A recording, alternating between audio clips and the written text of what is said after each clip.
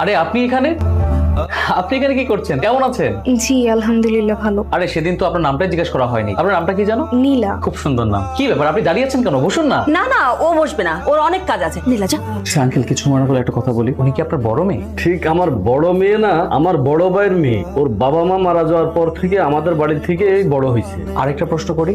হ্যাঁ, করো করো। আমার যেটা মনে হচ্ছে শিমুর থেকে নীলা বড়, তাহলে নীলার বিয়ে না দিয়ে শিমুর বিয়ে দিতে চাচ্ছেন? নীলার তো বিয়ে ঠিক হয়ে গেছে, সামনের মাসে 5 তারিখে ওর বিয়ে।